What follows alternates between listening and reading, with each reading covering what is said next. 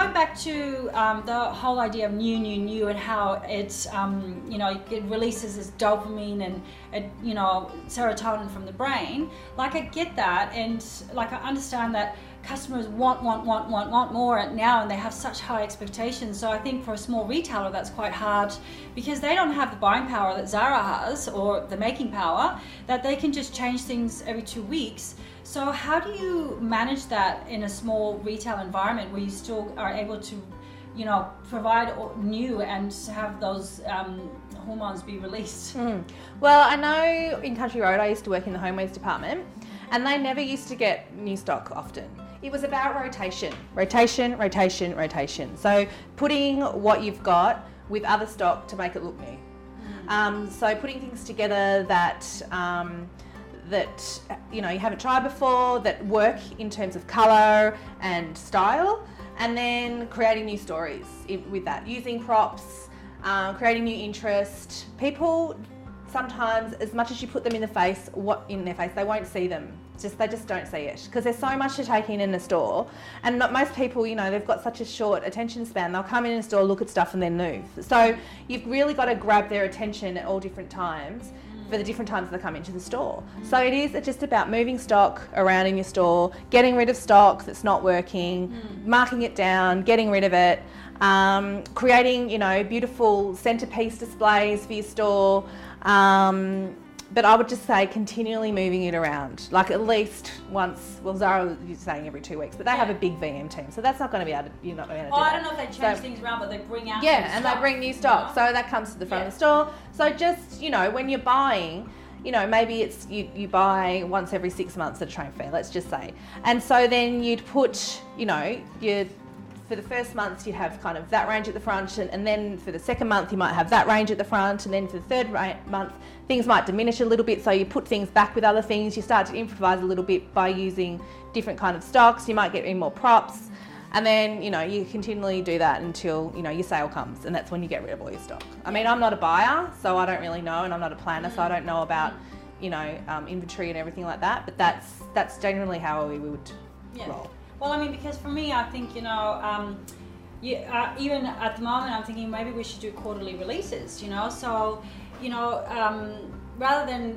going to 2 big trade fairs a year, you can go to those trade fairs, but then stagger your delivery. So you might do one in October, you might do one in December, you might do one 2 months later. So then you actually are bringing in new stuff all the time, and not trying to do it all at once, because you don't actually have to do it all at once. Like, you just can have 1 or 2 new things, and then, like you said, move things around. Yeah. Can't you? Yeah, but during sale, I think that once you've dropped all that stock in, people tend to, it does have its end date. So they kind of get rid of it, and then you've got an empty store. So you do need to fill kind of after that, I suppose. But you would have your bread and butter lines that you would constantly go with, and your favourite suppliers or whatever. So you'd keep that up to date and everything as well. Yeah. So I'm very big at sort of believing that you should not become emotionally attached to anything in your business.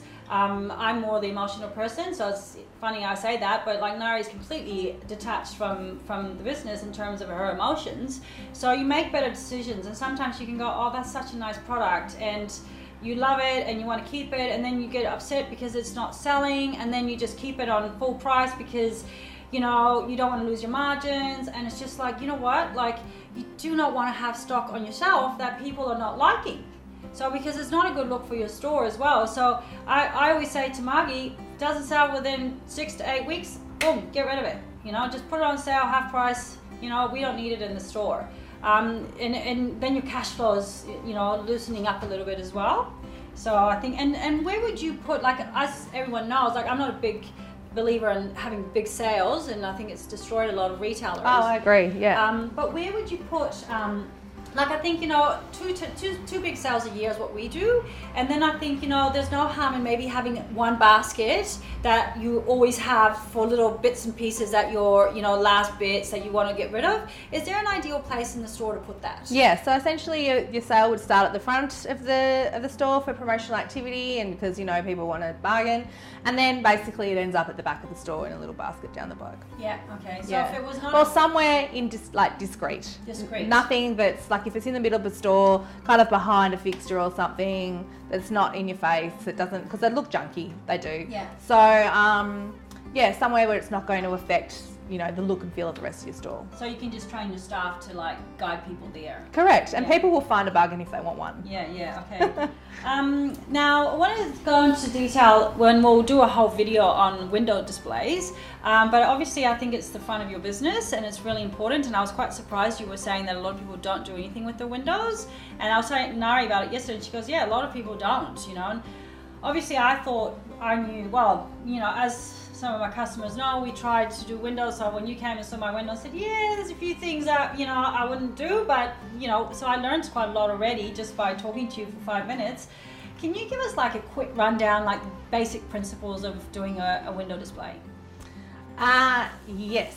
So you've got to have a little bit of creativity too, I think, to begin with, or if you don't, plan it. So have an idea, write it down, do little thumbnail sketches. You've also really got to, and this is something that we learn at RMIT, you've really got to look at your target market, what they're going to look at, your demographics, so what they do around here and what's going to lead them into your store. You know, who your buyer is, your one little buyer. I always say, pick a person that you've got in your head about who is your ideal person. Like, just pick a character and then write a whole story about that character. So that's the first thing. You've just got to outline that. So who, because it's the front of the store, you've got to know who your target market and your demographics is.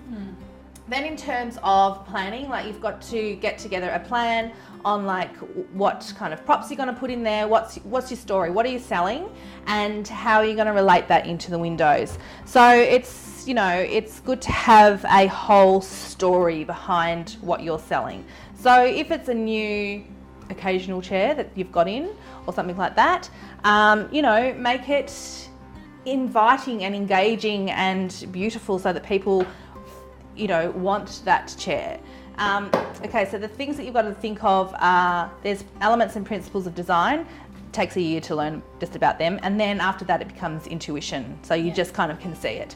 But there's lots of information on the website. If you look up the elements and principles of design in visual merchandising, you will find a massive amount of information that goes through all the kind of things like harmony, line, colour, balance, repetition. There's a whole lot of rules. So once you kind of engage in those rules, then you can put your display together. And that's by creating, and the easiest way is to create a focal point, which becomes like a pyramid grouping. And so, you know, you might have your occasional chair and a lamp and a plant, and then, you know, something at the front, and then a throw.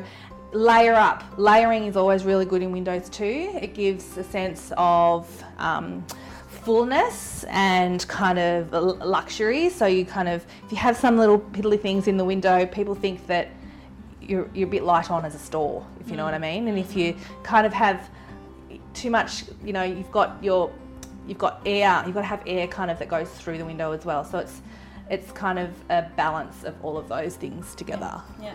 I think windows can be quite daunting, a bit like technology. So, I mean, for me personally, I'd sit there and go, okay, that sounds interesting. How much can I pay you to do it? Yeah. So I'm sure that, you know, you offer like just window display prices as well. So again, something that you can just get someone in for a one-off to do a window for you, that you can learn it on the spot, because I'm more of a, you know, see it and learn it. Yeah. So I think that's really important to just go, do I want to invest in this? It's your own business, you know, it's like investing in yourself. I think it's really important. Well, everything I'm sort of learning at the moment is around this neural connection and how you can't really sell people on product benefits anymore. It's all about selling them the lifestyle.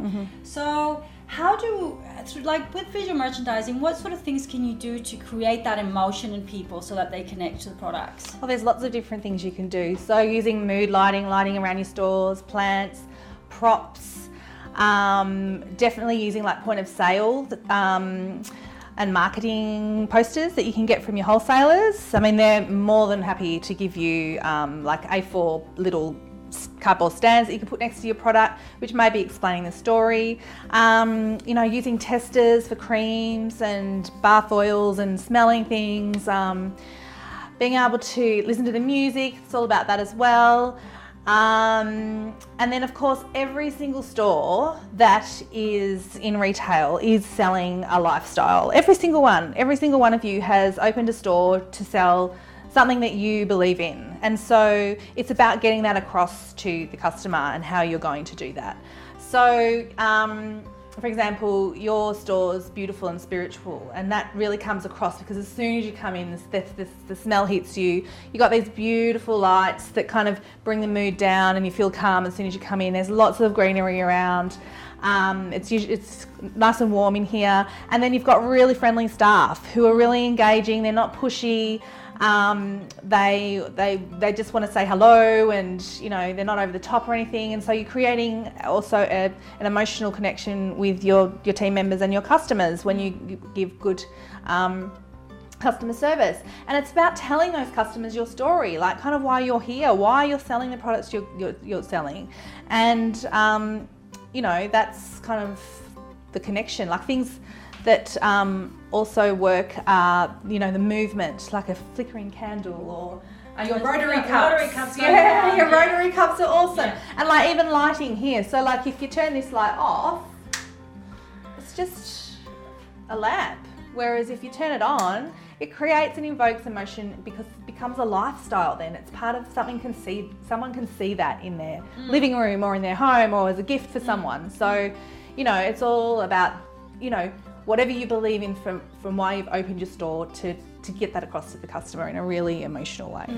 So I think again, it's really about asking yourself some really good quality questions and sort of taking some time out of your business and going, what sort of things can I do in my business to evoke emotion? Like that's probably the number one question you should be asking yourself today. And like Nadine said, whether it's lighting or movement, or it should be really a combination of all those things. And like when people put hand cream on their hands, like think about the type of oils in there, because certain oils will evoke certain emotions as well. So don't just buy any cheap stuff that will just stink petroleum and create no emotion whatsoever. But it's really important, and it's like she said, it's about customer service. And as I was explaining to her, the shop across the road, when I go in there, I feel really peaceful and really calm because they play this type of music, they dim the lights, they have all these borders around the place. But I don't buy there because they're really expensive. I know they charge a lot more than they should, and that puts me off. So it's also about doing the right price, because you can evoke negative emotion if you charge a lot more than other people do. So I'm very cautious with some of my customers who, they want to have those better margins, but at the cost of making people mad, which is the last thing you want to be doing. I really appreciate having you here today, and I hope that my customers will get a lot out of this interview. Thanks a lot, and I wish you all the best for your business. Oh, thank you. It's been great having you. You're lots of fun to work with. So it's been a ball. Thank you.